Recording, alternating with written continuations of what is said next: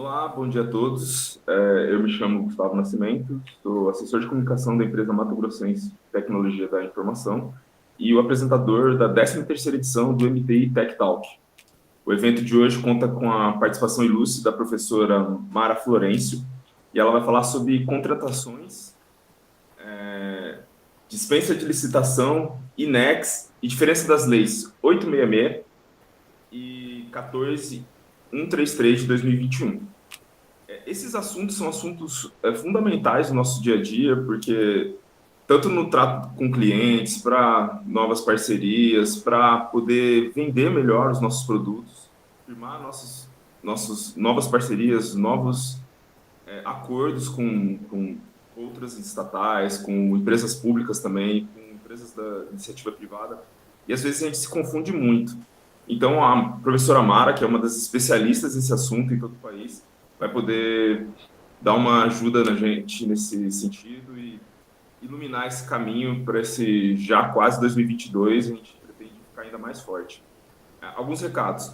A gente vai abrir para pergunta mais ao final da palestra, a gente vai liberar aqui no streaming um QR Code para que vocês possam acessar o formulário. Nós também, nesse instante, também vamos passar a lista de chamada para alguma aquisição de certificados, entre outras coisas. Professora Mara, é com você, sinta-se à vontade, e a palavra e o poder é todo seu. Obrigada. Bom dia a todos. Eu sou professora Mara, trabalho na área de licitações e contratos, né? Atualmente, estou lotada na Escola de Governo, ministrando os cursos nessa área. O tema de hoje é um tema muito legal, dispensa e inexigibilidade. Exige bastante coragem do administrador público, né? É possível, é fácil de instruir o processo, é preciso instruir o processo licitatório corretamente, justamente porque não haverá licitação, então a instrução do processo deve ser bem realizada, mas se bem realizada, não há perigo em fazer nem a dispensa e nem a inexigibilidade, tá? Inclusive, o legislador constitucional permitiu que isso fosse realizado, tá? Lá no 37.21 da Constituição Federal, ele permitiu os casos de dispensa e inexigibilidade. A gente só tem que tomar o cuidado na instrução do processo legislativo e verificar realmente se é caso de dispensa ou de inexigibilidade. A Lei 8.666, nos casos de dispensa, se vocês puderem colocar a apresentação para mim, eu agradeço. Ok, estou colocando 2 minutinhos. Tá. A Lei 8.666, nos casos de dispensa, ela tinha 35 incisos.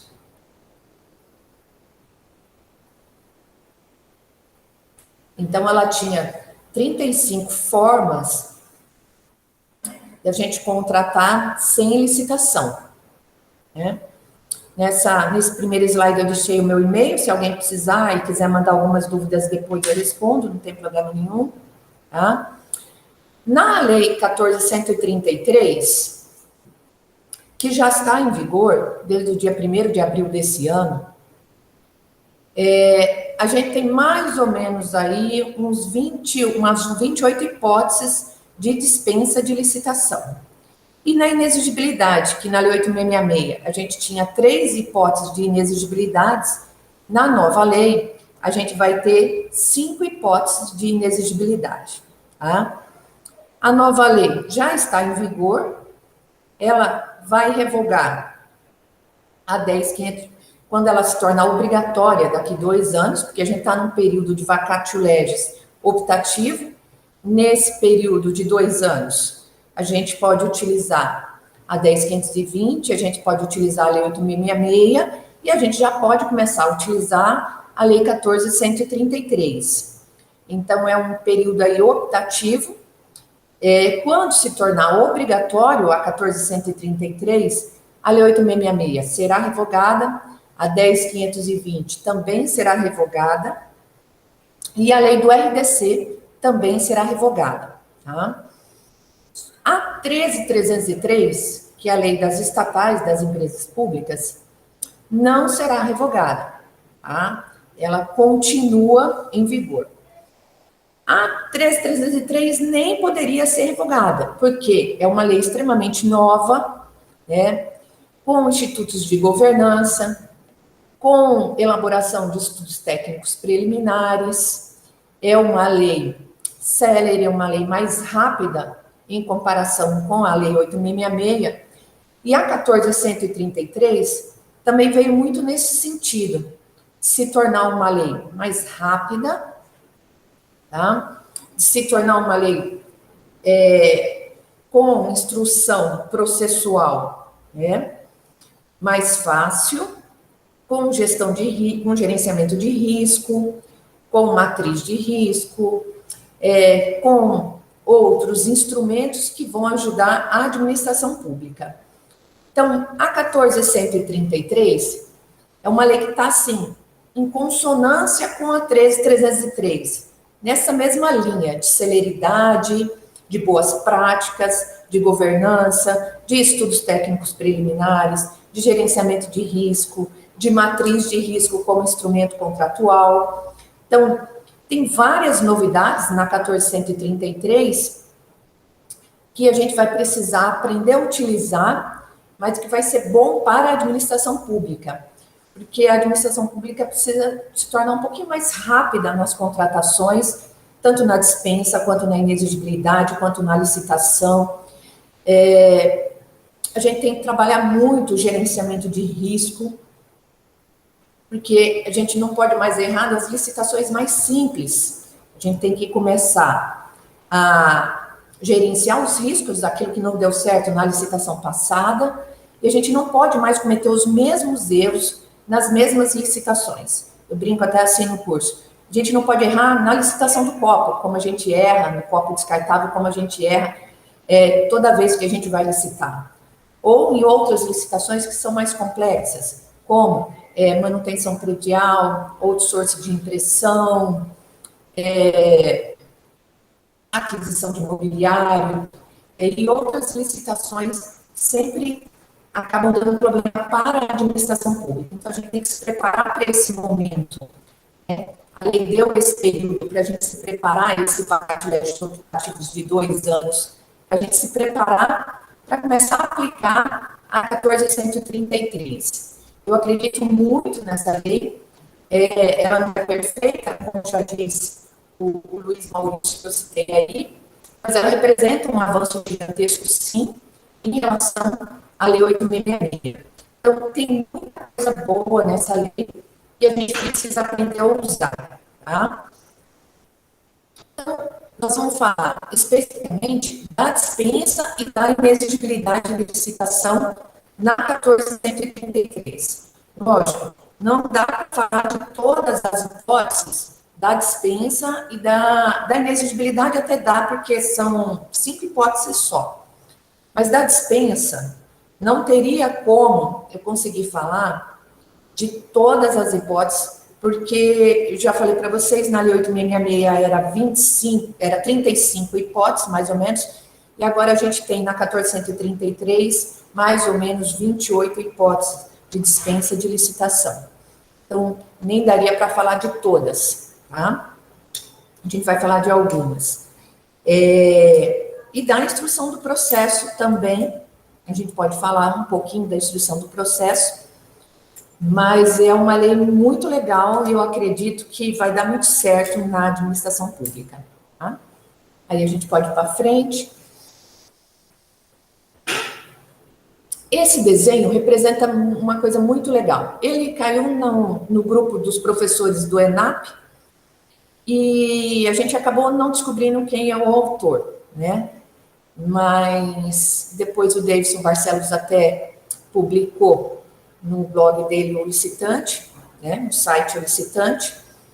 E a 14.133 é mais ou menos isso. Ela tem uma parte, né, que foi inspirada na 13.303, ela fala muito de regulamentos federais, uma parte, alguns aspectos da Lei 5/2017, da prestação de serviços contínuo com dedicação de mão de obra exclusiva, está dentro da 14.133. Algumas decisões do TCU também foram incorporadas na 14.133. Artigos da Lei 8.666, 10.520. É lógico que a gente primou por uma celeridade, mas também a gente não ia conseguir partir do zero, rasgar a Lei 8.666 e começar do zero.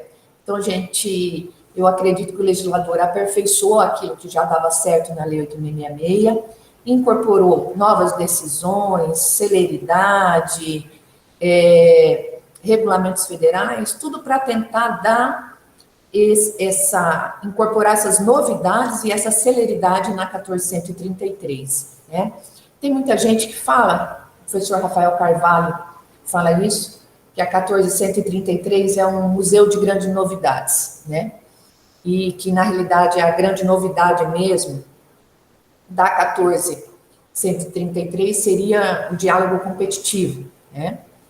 Mas o Portal Nacional de Compras Públicas também é uma grande novidade, né? Padronização, tanto do objeto quanto de documentos, também veio muito forte, né? A padronização na Lei 8.666 já existia, né? Só que era muito vago, as compras, sempre que possível, deverão ser padronizadas. Mas era muito vago, na 14.133 já não é assim. Na 14.133, ele explica como padronizar os documentos, como padronizar o objeto, como indicar marcas de similaridades. Então, veio muito nessa linha de qualidade na administração pública, veio muito nessa linha de sustentabilidade na administração pública, considerando todo o ciclo de vida do objeto. Então, eu tenho certeza que, assim, percalços a gente terá, mas a gente vai ter também muito incremento de qualidade nas aquisições públicas e celeridade, que eu acho que é uma esperança de todo mundo, que as contratações públicas sejam mais céleres, mais rápidas e mais eficientes, que a gente acabe entregando resultado para a sociedade, tá? E essa linha também veio muito forte na área de governança pública. Aí a gente pode continuar.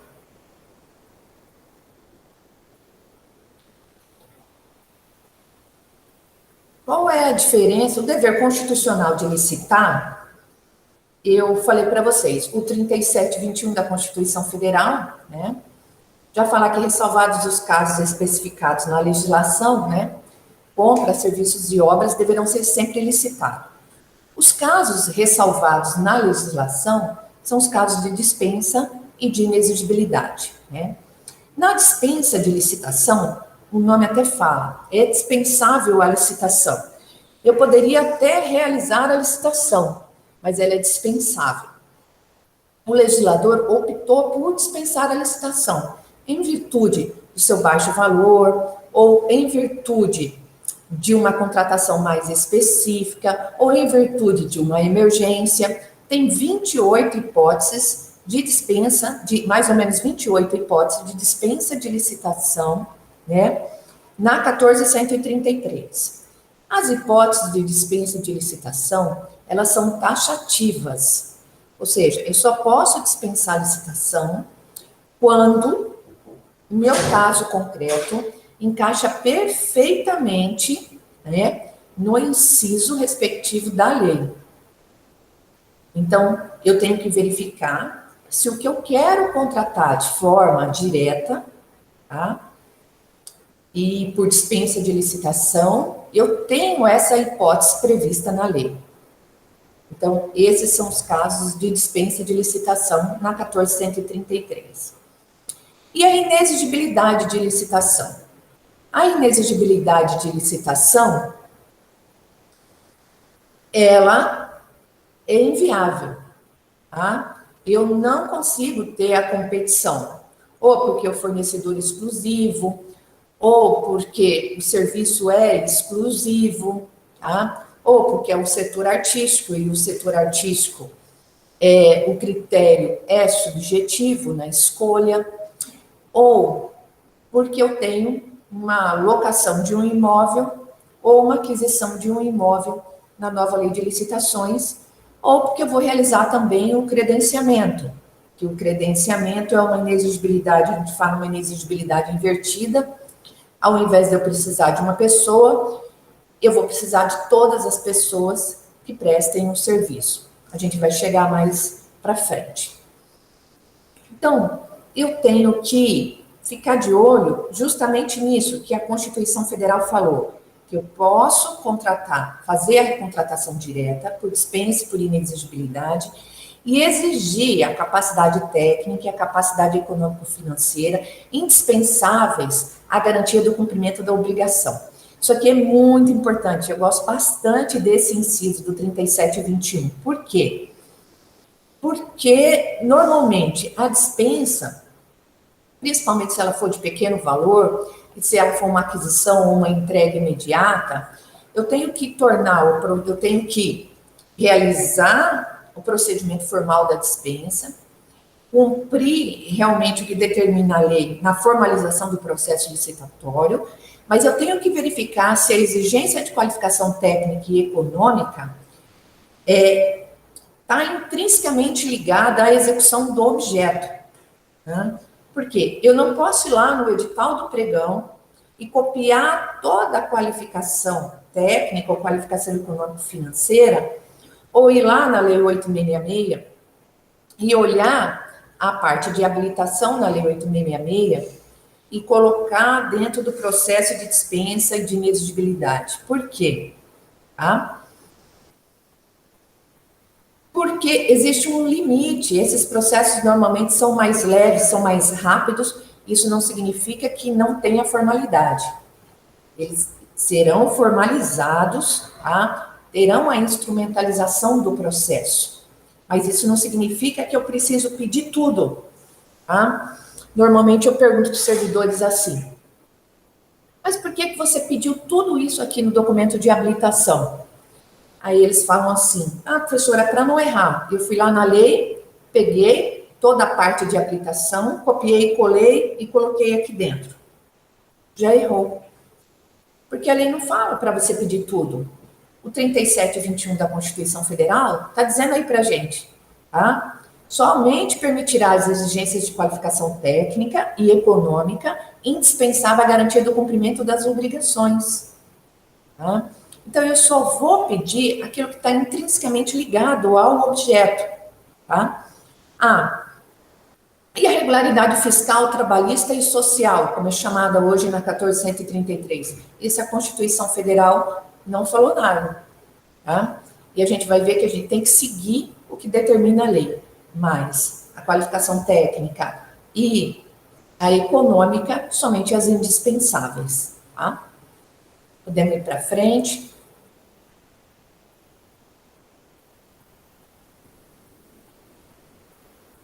Na Lei 8666, a contratação direta, o artigo 24 era o artigo da dispensa de licitação, e seus incisos, e o 25 da inexigibilidade. Tá?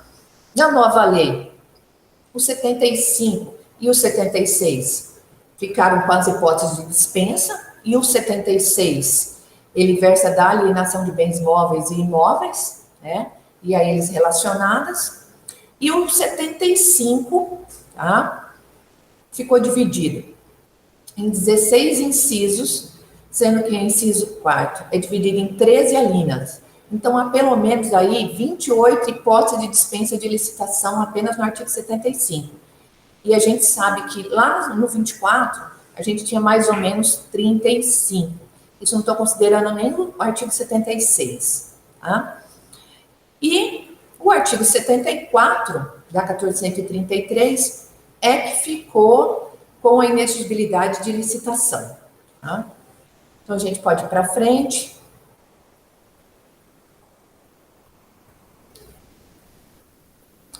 Dispensa em razão do valor. Né? Aqui veio uma novidade na nova lei de licitações, a dispensa em relação do valor. Os valores aumentaram. Na lei 8666, eu tinha 17.600 e tinha 33 mil. Tá? As hipóteses de licitação de dispensa de licitação.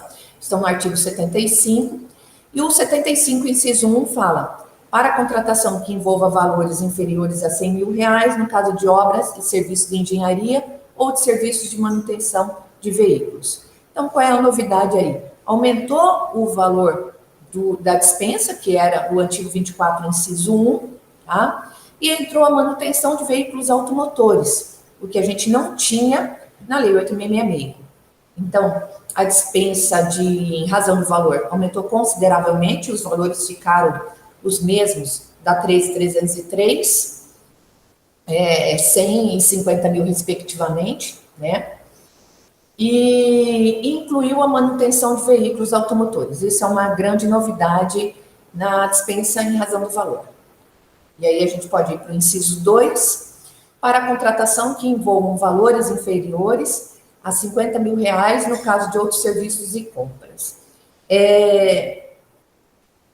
Esse valor a gente tinha na Lei 8.666, o valor era 17.600, e tem muita gente que achou muito absurdo os valores terem aumentado 100 mil e 50 mil reais. A 13.303 já trabalhava com esses valores, né? A gente tem que analisar quanto custa hoje realizar uma licitação. Então, esses valores não ficaram exagerados, mesmo porque acabou o convite, tá? Então, teria que ter uma outra forma de realizar contratações de pequenos valores, e é por isso que esses valores foram aumentados. E quanto custa uma licitação hoje? Tá? Uma licitação, o último estudo que foi realizado custava, em 2018, custava em torno de 20 mil, aproximadamente, uma licitação. Então, eu gastava 20 para comprar 17 na Lei 8.666, 17.600 na Lei 8.666. Então, era assim, era muito antieconômico, né? Então, eu faço todo um processo licitatório, né, que custa 20 mil reais, sendo que a dispensa é 17 mil reais. E, então, nessa nova lei, isso veio alterado e facilitou muito, vai facilitar muito a vida do servidor público, tá? Do gestor também. Então, a gente tinha, no artigo 24, dispensável a licitação, tá? Para obras e serviços de engenharia. A gente continua, né, no 75, inciso 1, dispensável a licitação para a contratação que envolvam valores inferiores a 100 mil, no caso de obras e serviços de engenharia ou de outros serviços de manutenção de veículos automotores, né? Na Lei 8.666, ele já colocava sobre o fracionamento da despesa no próprio inciso, né? Está lá o 24.2, inciso 2, né? Para outros serviços de compras de valor de até 10% no limite previsto da linha A do inciso 2 do artigo anterior, que era do convite, nos casos previstos nessa lei, desde que não se refiram a parcela de um mesmo serviço, compra ou alienação de mau vulto, que possa ser realizado só de uma vez. E aí o artigo ficou mais enxuto, ficou dispensável a licitação para contratações que envolvam valores inferiores a 50 mil, no caso de outros serviços e compras. E não falou do fracionamento da despesa, né? Mas ele trata sobre esse tema no parágrafo 1º do artigo 75, né? Então, ele fala que você tem que comprar os objetos, né? Estão incluídos nesses 50 mil, né? Objeto de mesma natureza e no exercício financeiro. Então, eu devo considerar agora a natureza do objeto e o exercício financeiro, tá? Para eu verificar se vai dar fracionamento da despesa ou não na 14.133, tá? Então, não foi que o legislador esqueceu. Está lá no parágrafo 1º. E o 75 no final, ele tem mais ou menos 7 parágrafos no final que a gente vai ter que acabar prestando atenção. Parece que ele não falou, mas ele falou. Ele deixou nos parágrafos. Então, o que mudou? Quais são as diferenças, né? aumentou substancialmente o valor da dispensa, tá? Entrou a manutenção de veículos automotores, e ele falou do parcelamento indevido, tanto do objeto ou do fracionamento da despesa, mas está lá no parágrafo 1º do artigo 75, tá? E que a gente deve considerar a natureza do bem e o exercício financeiro para a gente verificar se vai ter esse parcelamento indevido do objeto e o fracionamento da despesa. Tá? A gente pode ir para frente. Eu tenho, na Lei 8666, eu tinha, né? Aliás, perdão, eu tenho ainda, né? A licitação, tá? Fracassada, quando não acudirem interessados, deserta, quando não acudirem interessados à licitação anterior e essa justificadamente não puder ser repetida sem prejuízo para a administração, mantida, nesse caso, todas as condições pré-estabelecidas. E a gente tinha também a fracassada, era o 24.5 e o 24.7, né? A fracassada era quando os licitantes participavam da licitação, mas as propostas estavam acima, né, do valor que a administração tinha estimado. Na 1433, eu tenho tanto a deserta quanto a fracassada no mesmo inciso, tá? É dispensável a licitação para a contratação que mantenha todas as condições definidas em edital da licitação, realizada em menos de um ano, quando se verificar que naquela licitação não surgiram licitantes interessados ou não foram apresentadas propostas válidas, ou as propostas apresentadas consignaram preços manifestamente superiores ao praticado no mercado ou incompatíveis com os fixados pelos órgãos oficiais competentes. Então, gente, aí tem uma mudança, principalmente na deserta, né? Tinha muito aluno que perguntava assim, quantas vezes eu vou ter que repetir a licitação, né? A licitação deu deserta, quantas vezes eu vou ter que repetir a licitação para eu realizar uma contratação direta com base no 24.5? A lei não falava quantas vezes você tinha que repetir a licitação, tá? Ela falava o seguinte, se já vai haver prejuízo para a administração, você já pode contratar de forma direta, né? Desde que mantida todas as condições pré-estabelecidas no edital, né?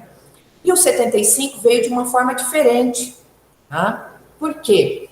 Ele não veio dizendo que você vai precisar justificar esse prejuízo, e ele fala que você tem que manter todas as condições definidas no edital, né? E também não tem um prazo, né? Não tem tanta rapidez, tanta celeridade. Pode ser o edital de licitação realizado em menos de um ano, tá? Quando não surgiram licitantes interessados ou quando as propostas não forem válidas, que seria a fracassada. Então, juntou no inciso só a licitação deserta e a licitação fracassada. Isso daí ficou, eu acredito que ficou legal para a administração, principalmente, tá? Porque quando ela era deserta, os alunos achavam que tinha que repetir várias vezes a licitação para eu realizar essa dispensa de licitação, tá? E na realidade não era isso, porque eu não precisava nem repetir se justificadamente já houvesse prejuízo para a administração. Que prejuízo? Com o evento, se eu já tivesse o evento para poder realizar, se aquela licitação foi para um evento e eu não pudesse repetir, eu já realizava a contratação direta imediatamente, tá? Então, ficou bom a redação do inciso, tá? Juntou os dois ao mesmo tempo e te deu um prazo maior sem ter que demonstrar esse prejuízo com a repetição do certame, tá? Então, a gente pode ir para frente. Então, as diferenças. O prazo agora é 1 ano, né? E a licitação deserta e a fracassada ficaram no mesmo inciso e não condiciona mais a dispensa a demonstração do prejuízo com a repetição do certame, tá? E continuou com aquela oportunidade para que os licitantes ofereçam novas propostas, se for no caso da fracassada, porque a gente sempre se referia ao artigo 48, a gente escoimava os vícios da proposta, tá? Então, eu ainda tenho essa oportunidade para que os licitantes ofereçam novas propostas. Lógico, desde que esteja com um preço compatível com o mercado. Tá? Então, o inciso melhorou, tá? Juntou fracassado e deserta no mesmo inciso, e eu achei que ficou bom. Eu acredito que a gente vai fazer dispensa nesse inciso terceiro, e formalmente a gente vai conseguir instruir o processo licitatório, tá? Porque não ficou difícil de interpretar. E aí a gente pode ir para frente.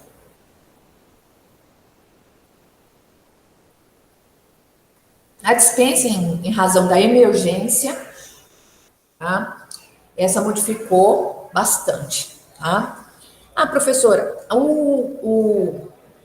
o início do inciso ficou bem parecido com o 24.4 que a gente tinha nos casos de emergência, calamidade pública, quando caracterizada a urgência do atendimento da situação que possa ocasionar prejuízo ou comprometer a continuidade de serviços públicos, segurança de pessoas, obras, serviços, equipamentos, outros bens públicos e particulares, e somente para a aquisição dos bens necessários ao atendimento da situação emergencial calamitosa e para a parcela de obras e serviços que possam ser concluídas no prazo máximo de 1 ano.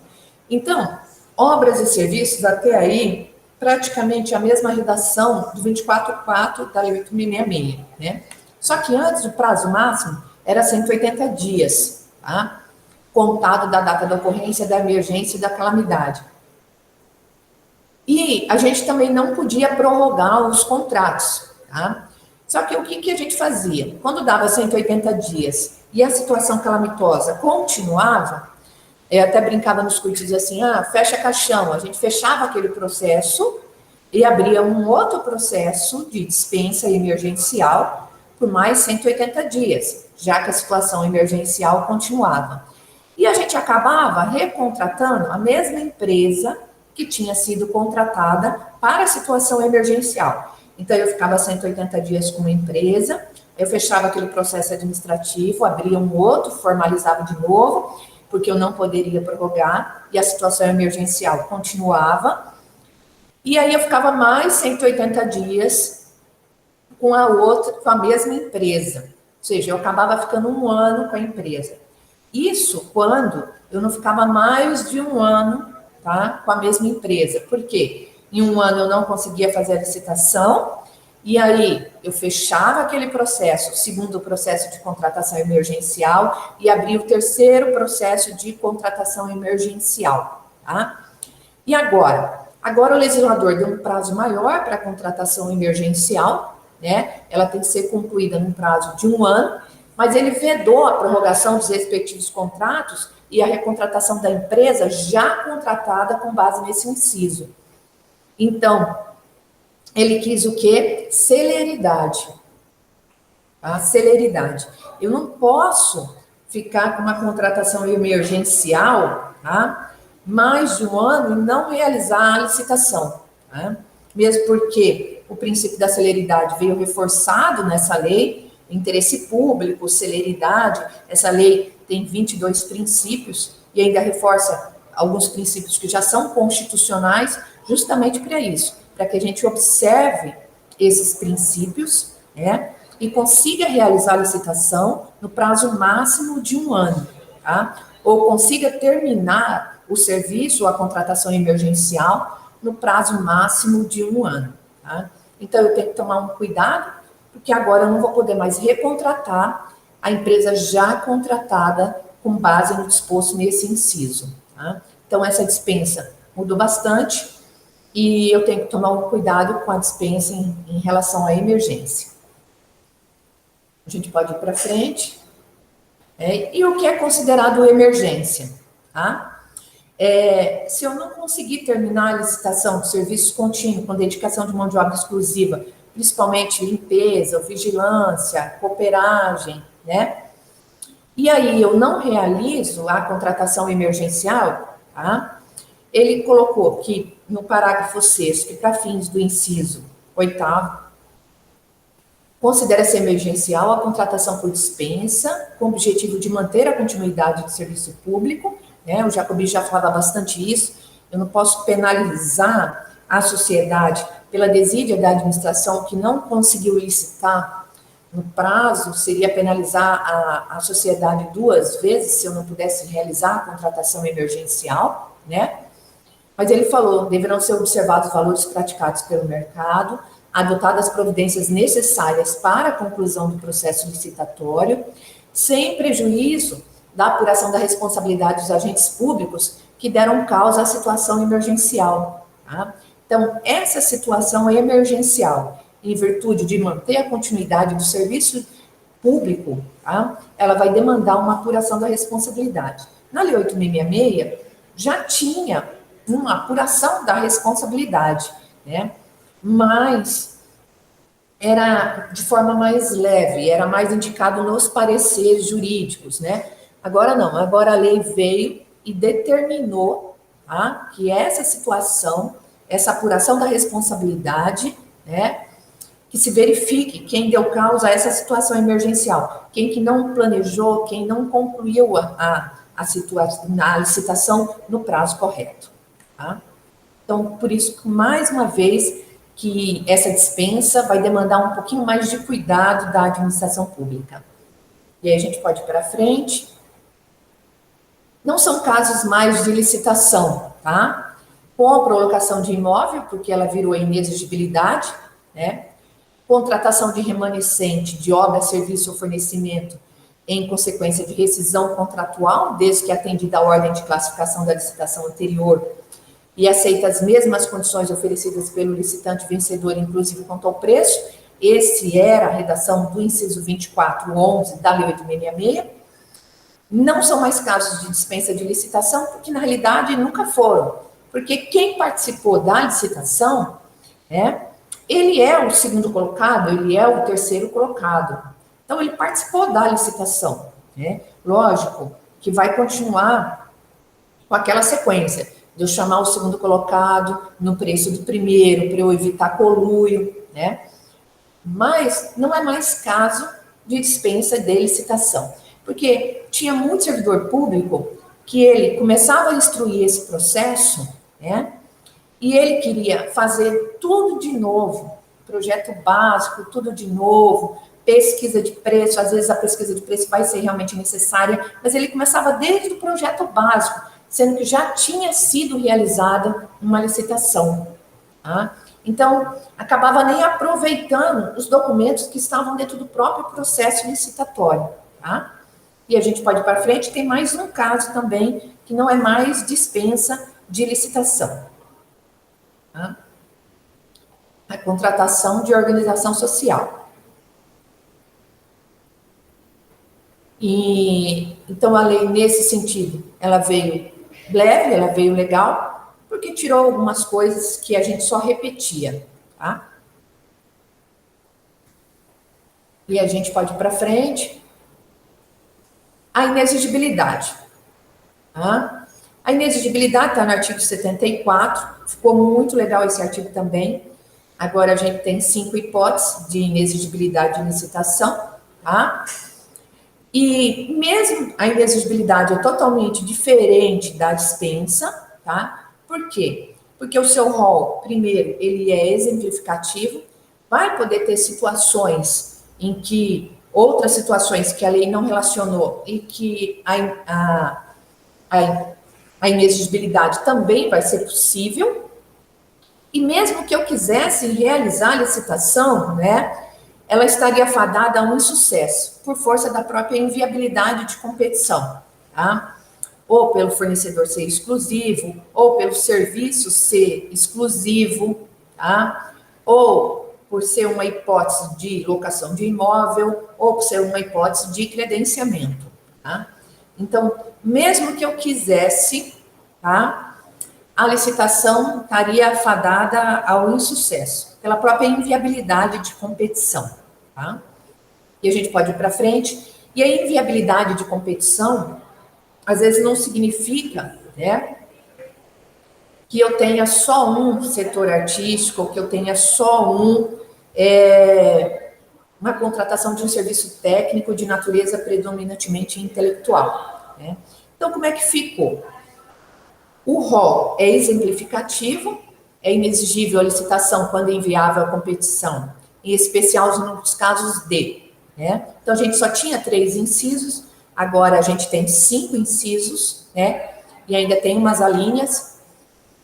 Aquisição de material de equipamentos e gêneros e contratação de serviços que só possam ser fornecidos por produtor, empresa ou representante comercial exclusivo, né? Eu já tinha isso na Lei 8.666, tá? Era o 25, inciso 1. Eu vou ter que continuar, tá? Comprovando essa exclusividade, tá? Desse material, desses serviços, tá? Então, a instrução do processo continua, né? Sendo realizada. O fato de eu ter dispensa e inexigibilidade não significa que eu não devo instruir o processo licitatório de forma correta, tá? Aliás, eu devo instruir com mais detalhamento possível, justamente porque eu não vou ter a fase externa, né? Então, é como se eu conseguisse provar dentro do processo, com a instrução do processo licitatório, que tudo que ocorreu, tá, foi justamente por causa da inviabilidade de competição. O inciso 2, a contratação de profissional do setor artístico, a gente já tinha isso, né, lá no 25, inciso 3º, né? Aqui, desde que consagrado pela crítica especializada, não é uma crítica especializada nacional, né? Mas eu posso contratar o artista diretamente ou por meio do empresário exclusivo. Isso não tinha, né? Esse empresário exclusivo veio reforçado nessa nova lei, porque tinha muito empresário que ele acabava agenciando vários artistas ao mesmo tempo. Então, agora, veio reforçado esse empresário exclusivo. 74, inciso 3º, serviços técnicos especializados de natureza predominantemente intelectual, com profissionais ou empresas de notória especialização, vedada a inexigibilidade para serviços de publicidade e divulgação. E aí ele veio dizendo quais são os serviços técnicos especializados. A gente tinha esses serviços técnicos especializados no artigo 13 da Lei 8.666. Então, quando a gente ia contratar um curso, normalmente a gente colocava lá, a contratação seria pelo 25, inciso 2, acumulado com o artigo 13 da Lei 8.666, inciso 6º, que era treinamento. E agora, todos esses serviços técnicos especializados não estão com outro artigo, já estão todos aí, só que em forma de alínea. Estudos técnicos, planejamento, projeto básico, pareceres, perícia, assessoria, fiscalização, treinamento, restauração de obra de arte e controle de qualidade, análise, teste, laboratoriais. Essa análise, teste, contratação de laboratório vai ser muito bom também, se a gente quiser pedir uma amostra no edital, a gente tem um laboratório contratado e a gente acaba mandando a amostra, a análise da amostra para esse laboratório contratado, né? E o inciso 4, objetos que devam ou possam ser contratados por meio de credenciamento. O credenciamento é como se fosse uma inexigibilidade invertida.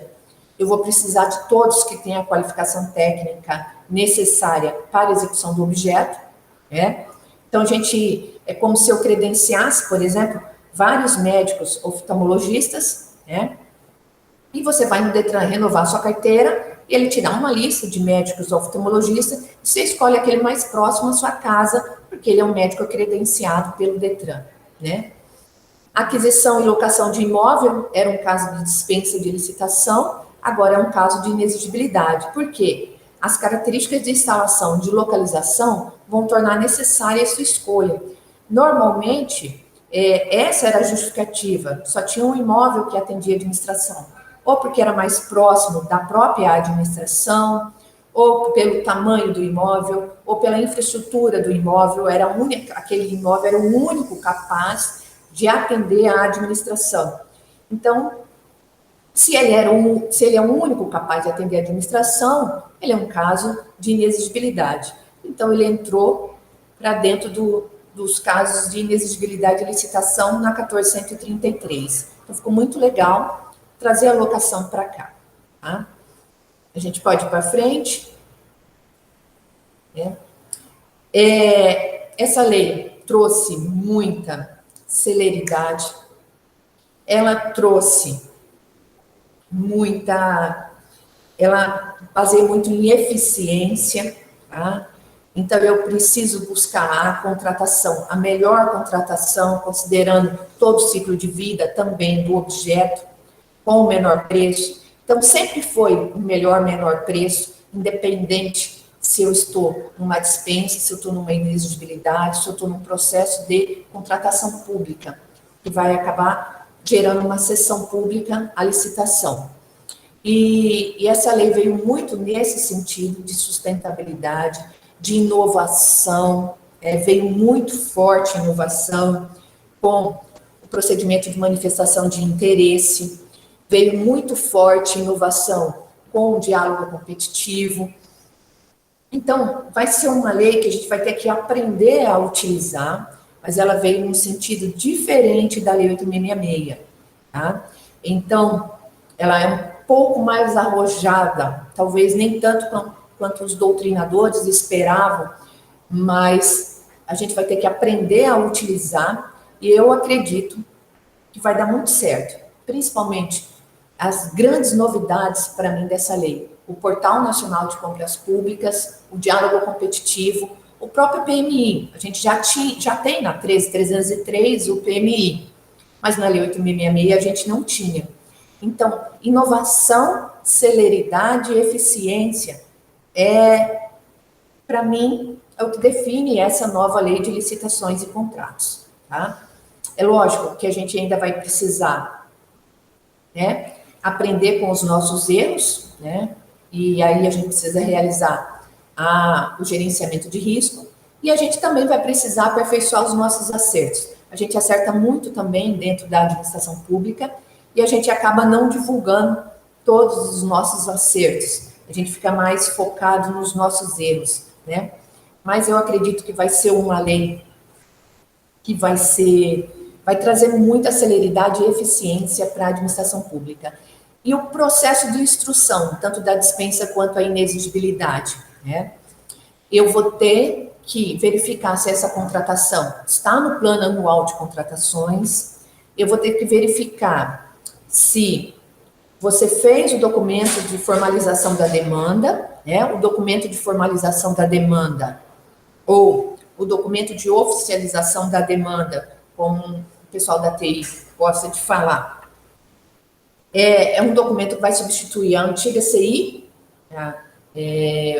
a comunicação interna em que a gente pedia essa contratação, mas ela vai ter que estar linkada com o planejamento anual de contratações, né?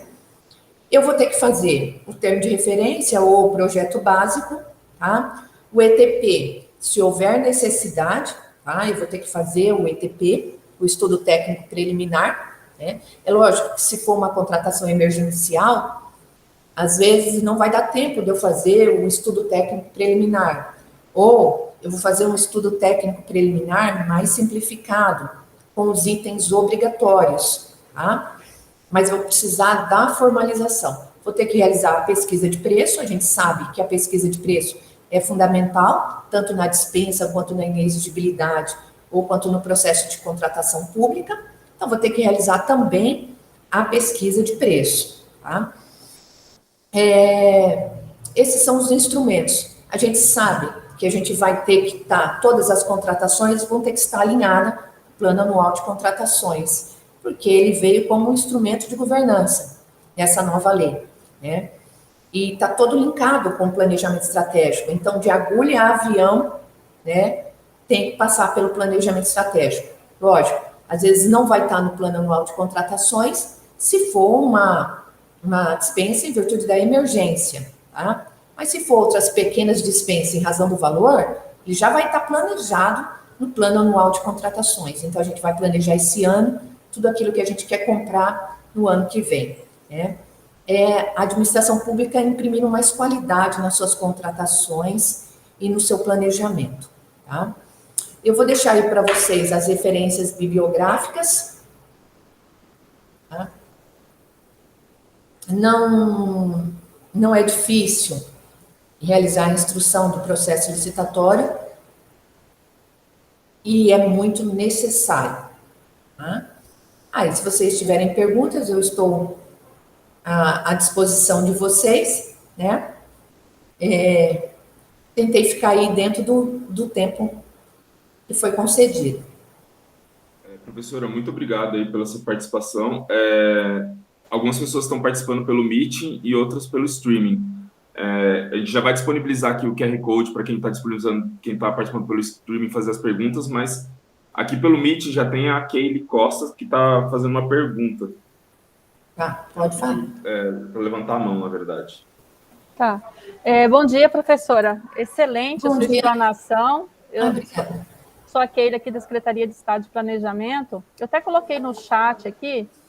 A senhora falou muito dessa questão, agora por fim, da pesquisa de mercado, né? No caso de dispensa de licitação. Isso. Mas, por exemplo, existem outras possibilidades que podem ser atestado o valor do que está sendo contratado? Por exemplo, valores, por exemplo, uma contratação de serviços de uma... em específico, eu estou perguntando para a senhora com relação ao artigo 75, que fala da contratação de instituição de ensino e pesquisa. Havendo, por exemplo, documentos relativos a bolsas praticadas pela CAPES, outros organismos de remuneração dessa entidade, claro que ela é sem fim lucrativo, ainda assim existe a necessidade de fazer a pesquisa de mercado? Então, existe a necessidade. Então, por exemplo, assim, você vai dizer o seguinte, você tem hora, você pode instruir a dispensa como você instruía a inexigibilidade de licitação. Qual é o preço que ele pratica, tá? Com outras bolsas, ou qual é o preço que ele pratica com outros fornecedores, tá? Então, vamos supor, você está lá, o fornecedor é exclusivo, tá? Qual é o preço que ele pratica com a MTI? É X. Qual é o preço que ele pratica com o Tribunal de Justiça? É X. Tá? Qual é o preço que ele pratica, tá, com a SEDUC?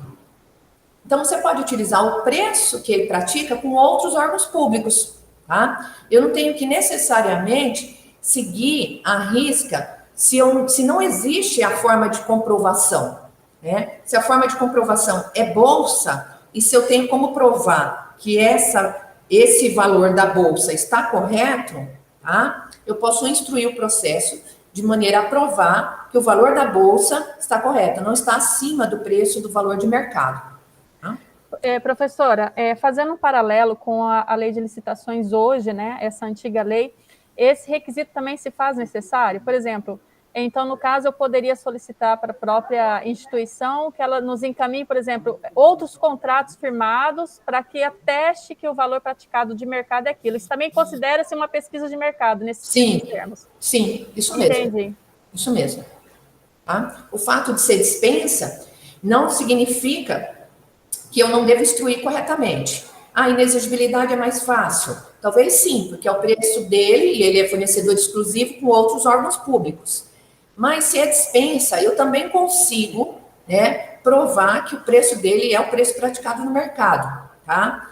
E ainda que seja o valor de uma bolsa.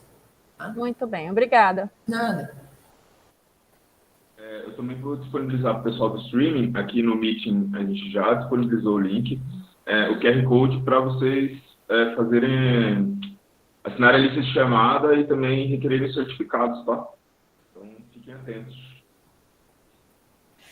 Professora, eu tenho mais uma outra pergunta. No caso de dispensa de licitação, por exemplo, a gente, pensando em um processo assim, de contratação com um objeto, vamos dizer assim, bastante sensível, né? Porque envolve interesses de vários órgãos, né? E inclusive da iniciativa privada. A instituição de pesquisa, no caso, uma instituição sem fins lucrativos, se ela faz ou presta serviço para a iniciativa privada sobre a mesma denominação e com o mesmo objeto, ainda assim o poder público ela pode contratar com essa empresa? Sendo que, por exemplo, ela já tem um estudo realizado com outra, com outro setor da iniciativa privada sobre o mesmo objeto, aí no caso sobre consultoria e assessoria. Tem algum impedimento? Poderia configurar conflito de interesse? Você fala dela contratar o mesmo objeto que ela tem contratado com uma empresa particular? Isso. Não, eu acho o seguinte, você vai ter que olhar se o que você quer contratar se realmente encaixa no inciso da dispensa. O fato dela ter contratos com a iniciativa privada ou com a iniciativa pública, tá? Isso não te impede, tá, de contratar essa empresa ou essa entidade sem fins lucrativos, tá? Isso não quer dizer que ela vai trabalhar só para a área pública, ela pode trabalhar para a área pública e para a área privada. Aí você vai utilizar, posso utilizar esses contratos como pesquisa de preço? Pode, tá?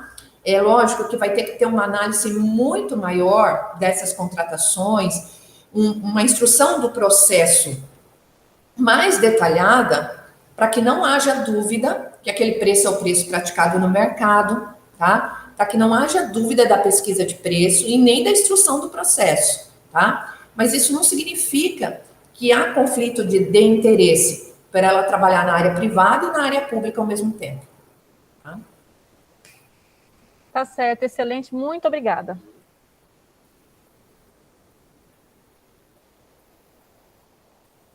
No momento, ainda não temos mais perguntas aqui, professora. Então tá bom. Vamos dar mais um minutinho aí pro pessoal, ver se cria um pouco de coragem para fazer, mas já vamos encaminhando para os encerramentos. Isso, e vamos reforçar o pessoal aí que está no streaming, principalmente, possa estar preenchendo a lista de presença. E é importante para a gente aqui também a questão de pedir, a gente possa estar encaminhando o certificado, né? Então é importante que todos aí possam preencher essa lista. Professora, estão aqui nos pedindo se você poderia disponibilizar essa apresentação. A gente quer deixar claro que o vídeo todo aqui a gente já vai disponibilizar no YouTube da MTI, mas se a senhora também poderia disponibilizar a apresentação. Posso sim, tá? Com a referência toda bibliográfica que eu utilizei, pode disponibilizar, tranquilo. As pessoas pedem para a senhora por e-mail, a senhora envia para a equipe da inovação, como que a gente pode fazer? Pode pedir por e-mail, eu envio, tá? E se quiser pedir para a MTI também, eu já passei para vocês, eles também podem disponibilizar. Ok. A senhora pode repetir o e-mail da senhora para a gente aqui? Posso, é mara.florencio@hotmail.com, tá? E tem o da CEPLAG, que é maraflorencio@ceplag, tá? Para quem é servidor público do Estado. E se quiser também, o meu telefone também, posso deixar depois também, vocês podem mandar dúvidas e não tem problema nenhum. Tá? Ok, então.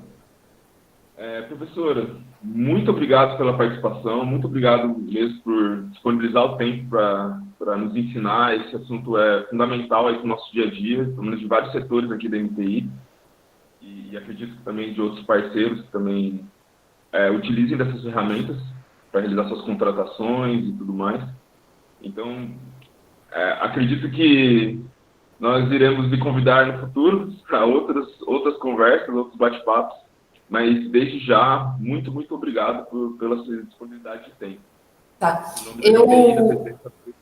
Eu também quero agradecer, tá?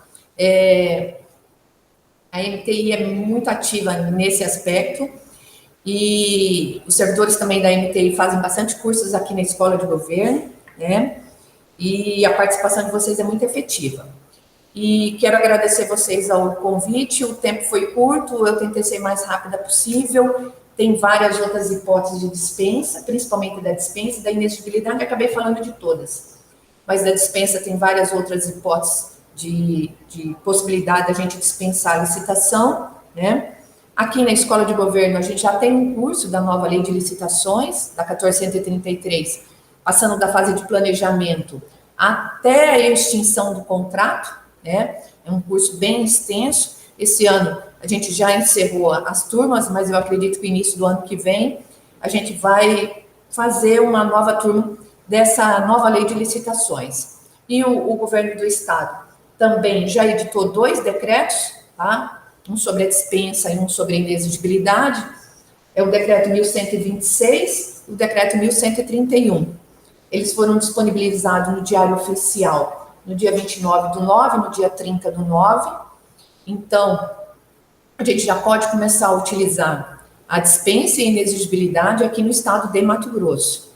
E se vocês precisarem trocar informações, se quiserem aparecer aqui na Escola de Governo, estou à disposição. Muito obrigado. Então, amigos, chegamos ao fim da nossa 13ª edição do MTI Tech Talk. Mês que vem tem mais. A gente também disponibiliza o e-mail da inovação para vocês enviarem dicas, sugestões de novos eventos, sugestões de outros assuntos que nós possamos abordar. Muito obrigado pela participação de todos e até mais, até a próxima. Obrigado, professor.